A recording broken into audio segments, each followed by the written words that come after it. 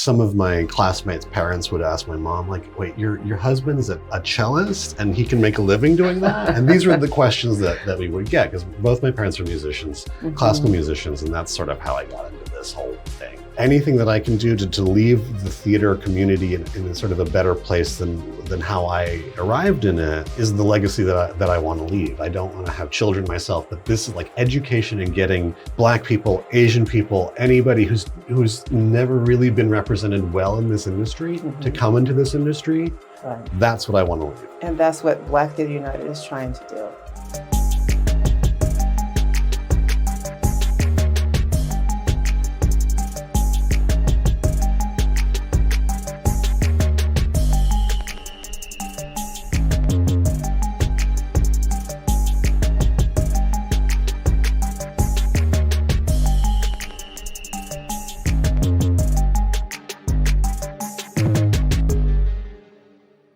My name is Karen Ford. I am a proud founding member of Black Theater United. Welcome to Before the Curtain Rises, the Designer Series. Today, we're speaking to Kai Harada, sound designer for Broadway and many other things. So, Kai, welcome. Thank you, Karen. It's a pleasure to be here. And I'll say for the record that I love working with you, and we've had the opportunity only to do it once so far, but yes. I'm very, very honored to be part of this and speak today. Yes, thank you for being here. And yes, I enjoy working with you too. We did Once Upon a Mattress, and Once Upon a Mattress on Broadway is opening today. It is. So congratulations on opening. Thank you. So let's start with the questions. Yeah. Where are you from originally? I'm from Connecticut originally. My father is full Japanese, came over to New York when he was about 20 to go to Juilliard, and then moved to Connecticut after he and my mom got together. And that was my upbringing in a very Republican white part of Connecticut, where when I went to school, I was a half Japanese. There was one more Asian person. There was one Black kid. There was one Jewish girl. Like that was it. And the rest were very, very waspy. Okay. And it was a challenge. There was a lot of bullying, and it was around the time of the first Gulf War. So there was a lot of like political things. You know, it comes from those kids' parents. Of course. And I had some of my classmates' parents would ask my mom, like, wait, your husband's a cellist and he can make a living doing that? And these were the questions that we would get, because both my parents are musicians, classical musicians, and that's sort of how I got into this whole thing. Right. Okay. And so that's how, did that lead you to sound design? Is that, okay. So how did you find out about sound design? Like what made you even think about that as a career? I was really, really clueless about sound design for theater specifically. Okay. When I was a kid, I would hang out with recording engineers, either doing my dad's concerts or some of my mom's concerts. And I thought that's kind of what I wanted to do. And at that time, there wasn't the internet. So I would go to the library and read books about microphones and speakers and recording equipment and learn things like that. And I thought I'll train to be a classical recording engineer. Okay. And I took 10 years of classical piano training in New York and in New Jersey while I was a kid. And theater just sort of happened. I stumbled upon it through a friend of mine, because both of us wanted to get out of gym class. I think a lot of people in theater probably wanted to do. Right.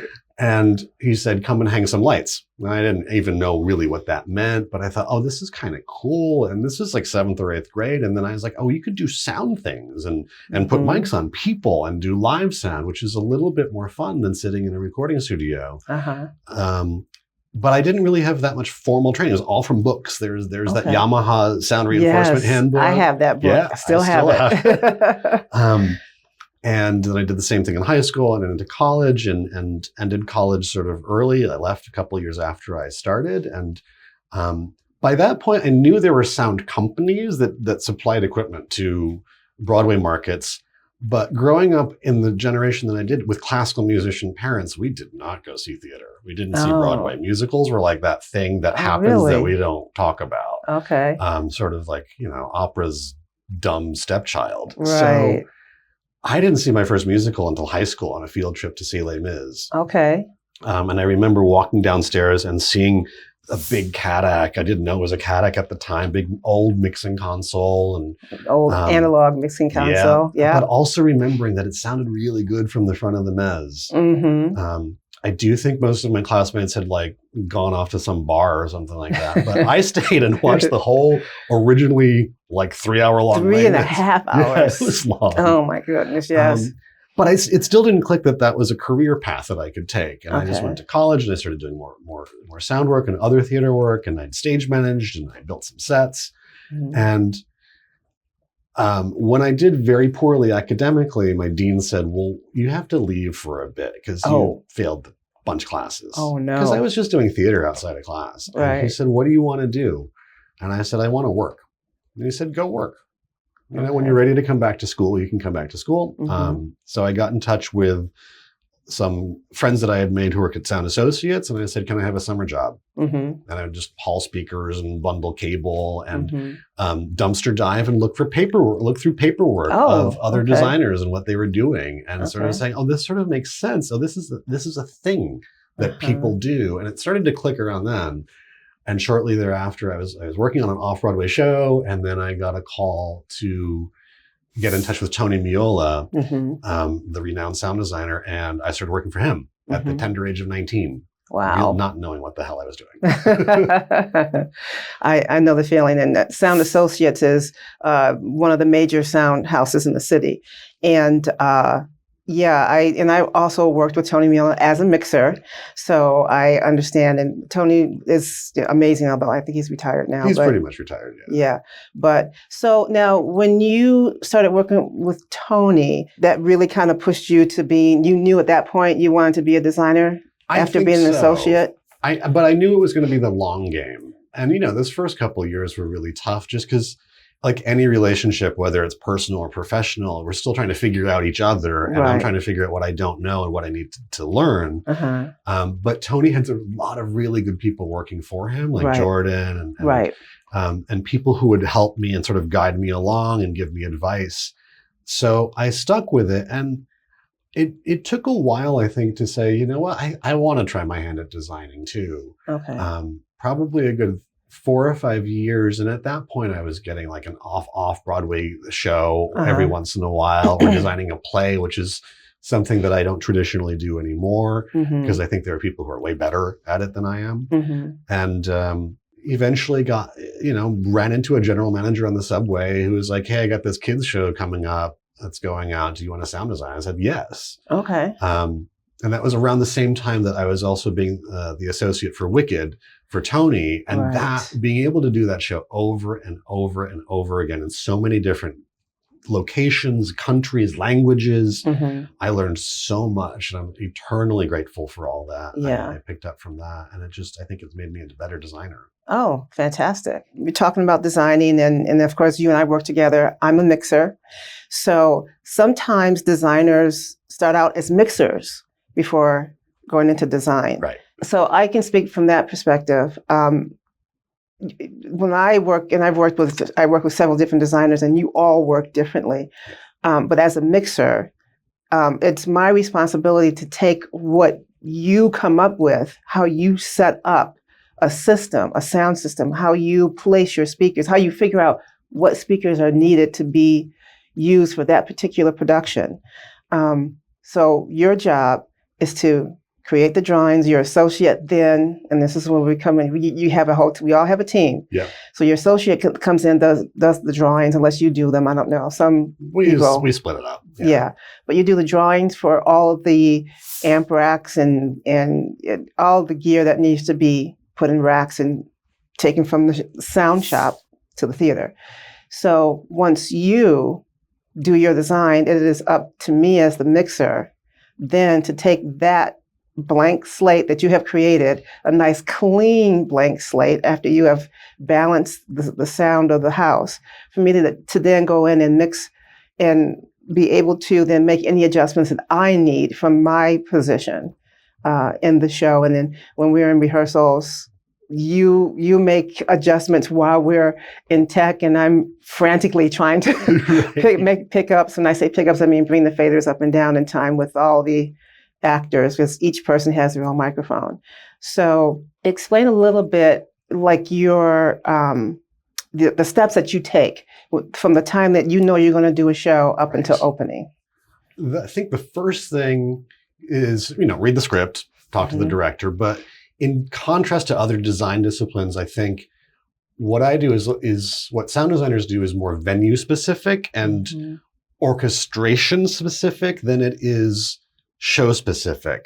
And by that, I mean, if you do a different musical in the same theater, like the visual design can be so different, and you can have, the right type of costume designer to do a period piece versus something more modern.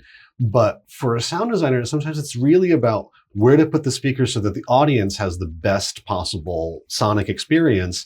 And that's really about the physical space you're in. And that's one of the challenges of doing, say, a show that's out of town and then bringing it into New York. The theaters are completely different, as you know. So it's up to me to be intelligent about where I put speakers and how I set the system up so that if we're transferring a show or if we're just doing a show from scratch, there's flexibility, there's possibilities of changing when a director says, hey, I really need this sound to come from over there. What can we do about that? And build in some safeties. Like you said, after I come up with a general plan about the venue, I turn it over to my associate to do the paperwork. And really one of the first meetings I have is with the music team. What are the orchestrations? Are they poppy? Are they classical? Are we looking for something that has an EDM feel or a more produced feel? Are we looking for something that's more natural? And I can make a lot of decisions both about the selection of speakers and microphones, but also about what we do with those things once they're installed. And that's where you come in. And one of the things I loved about working with you recently was I don't have to micromanage. I'm very happy because you know what you think it should sound like, and you make that happen. And I think we're very fortunate that the way you want it to sound is the way I want it to sound. So I don't have to go and be like, oh no, Karen, you really needed to pull the band back more there. I don't have to do that. With a lot of younger the younger engineers, sometimes I have to be a little bit more granular, but I'm very fortunate that there's a few people out there, yourself included, that just get it. And that makes my job easier because then I can concentrate on all the other details.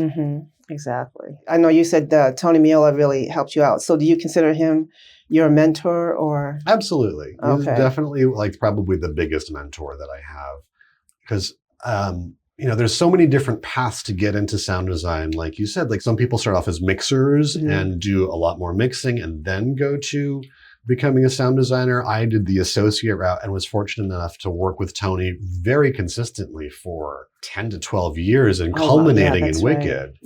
And for that, I'm very, very grateful. And there are days in the theater, even now, that I think, what would Tony Miola do in this situation? And sometimes I think, oh, he would do this thing and I'm going to do that same thing. And then some days I'm thinking, well, Tony would probably get very upset. And I said, you know what? I'm not going to do that. And, but he's definitely a mentor. My agent, Dick Scanlon, is also a mentor of my, Dick very well.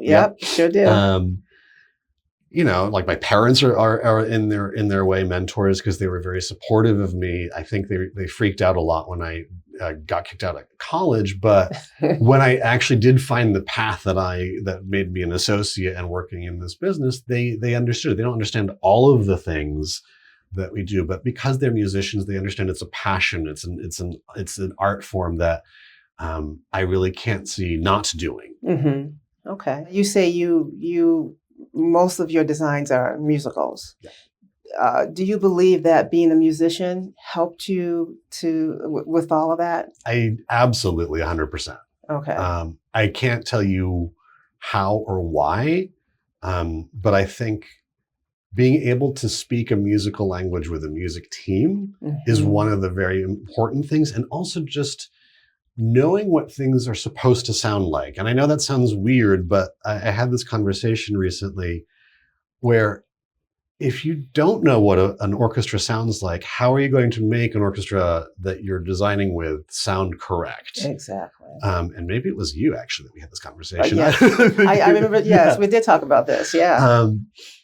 And so I try to expose myself to so many different types of music, and whether it's just recordings or live music, listening to an orchestra, what does that sound like? What does an Mm-hmm. opera sound like? What does the unamplified voice sound like? Yeah. I try to hear that. And, as a kid, I was always going to classical music concerts, and I think that just sort of got stuck in my brain and it can't get out now, but that's a good thing. Yeah, absolutely. But I also would go and do sound for really, really crappy high school bands when I was in high school too, when you had like 6 microphones and some really bad carpet covered speakers to play with. I'm like, okay, how are we going to make this work? Yeah. And I think it's really important, like, to just hear everything, except for maybe country music. Okay. Yeah. All right. Yeah, was because we did talk about this before. And what I love about working with you is because you have that musical background, so we spoke the same language. Yes. And I, as a mixer too, have been exposed to, as a musician, because I played drums and saxophone. I grew up playing classical saxophone. So I grew up having to read music. Yes. And so as a mixer, it really helps me to be able to, first of all, you and I can communicate without even having to think about it, but also with the musical director. And sometimes you and I will talk to the musical director if we have any questions about anything, or I can look at the score and say, okay, well, this person is singing this. What is playing under? Right. Why is that trumpet line right there? And Yes. can we do about that? Yes. So that's what's great. And if we have a good MD, they'll listen and make adjustments so that the orchestrations aren't competing with whatever however people are singing. I think there's even more to it, because having a musical instrument training sets you up to mix well, I think, because of the focus that's required. Because you're performing, you're a musician behind the console. And I say that all the time to remind people that you're a performer. And unfortunately, some of what we have to do is reactionary as opposed to proactionary. Yes. But that focus, the idea of marking your script with, okay, what's going to make sense to you? It's exactly the same as notating on musical, on music, to say, oh, and I took piano, so it was like fingerings and phrasing. It's the same thing. And I think that's such a great thing. And one thing that worries me is how this country has ditched all the arts programs, but that's something that's a whole other issue. Yeah, exactly. Part of this whole. Yes, exactly. If someone is interested in theater or design or theater mixing, you don't necessarily have to have classical training. Nope. Okay.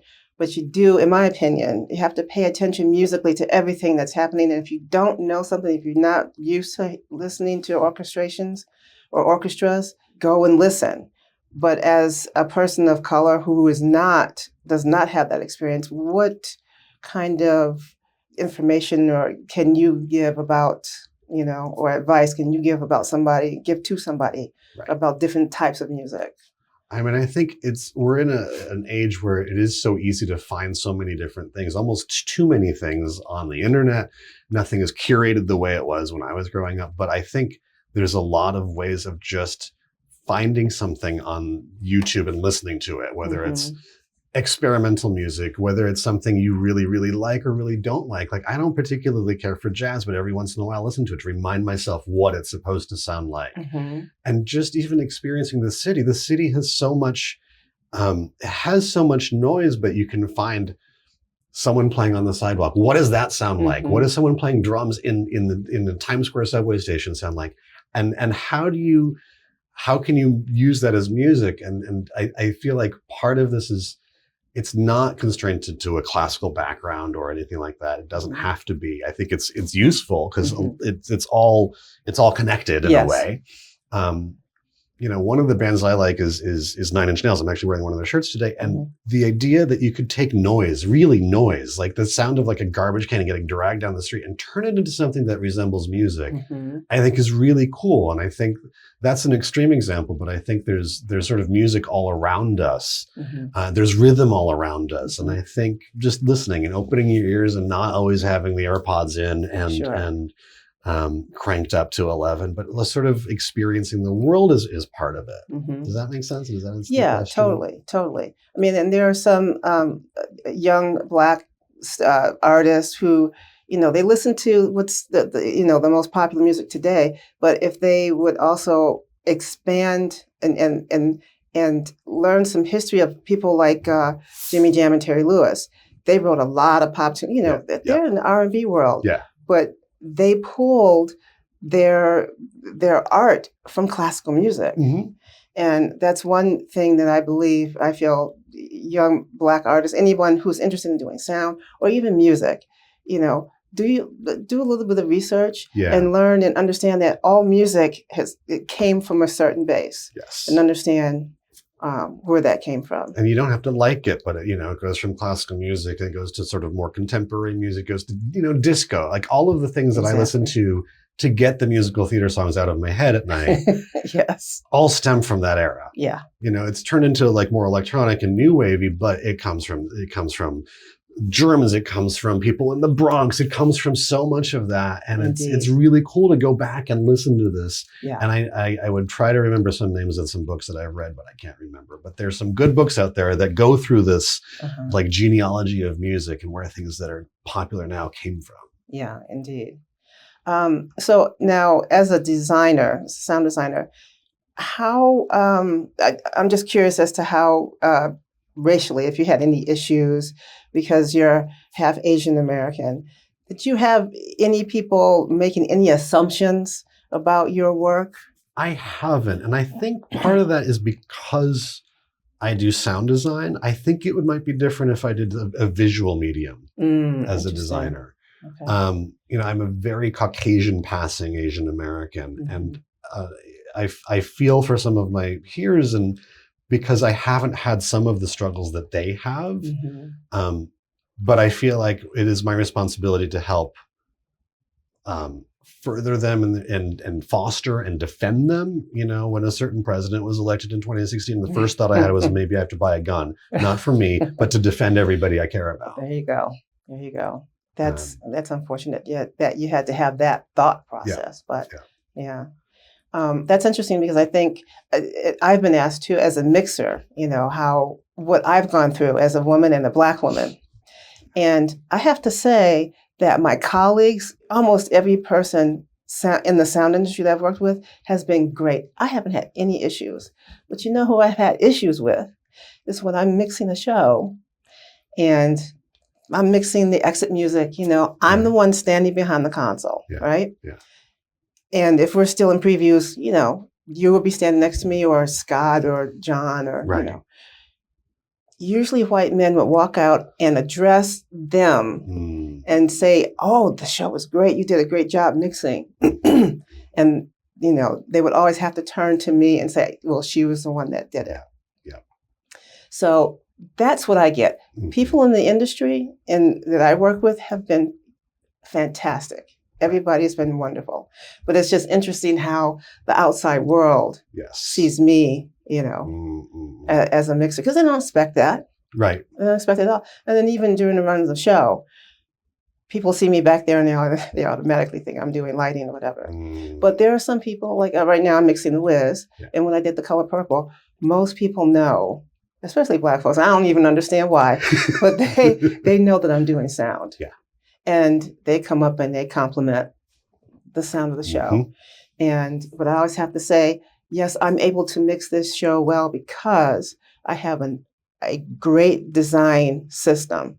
And that is what really makes all the difference. Right. And that's why I enjoy working with you. There's only a handful of designers that I like working with. And you are definitely one of them. Oh, thanks. So, absolutely. Absolutely. How important do you think diversity is in theater and in sound design and in the business in general? It's incredibly important. I think we've been subject, and this goes back hundreds of years in the arts of white people, white men dictating what people see and what's popular. And I think we're at the point now where we can really embrace the fact that, especially in America, we're so diverse. We have so many backgrounds, so many different stories to tell. And at the same time, like I keep harping on, like arts programs are getting cut in this country, and we're losing empathy as people and part of that is because we don't have an arts program. We don't see things through other perspectives because we don't have to anymore, and we can see whatever we want on Netflix that adheres to what we already want to see. And anything that I can do to leave the theater community in a sort of a better place than how I arrived in it is the legacy that I want to leave. I don't want to have children myself, but this is like education and getting Black people, Asian people, anybody who's never really been represented well in this industry to come into this industry. Right. That's what I want to leave. That's great. That's what I want to help. And that's what Black Theater United is trying to do. Yes. And I believe, and this is why you're participating in this design initiative. So I appreciate that. Absolutely. So, thank you. Yeah. And thank you for sharing your ideas and the world of sound design to all of us. Thank you. So, yeah, you're welcome. Make sure to check out our YouTube channel, like, subscribe, hit that notification bell, and also visit our website, blacktheaterunited.com. Black Theater United, creating pipelines for you, the future of our industry.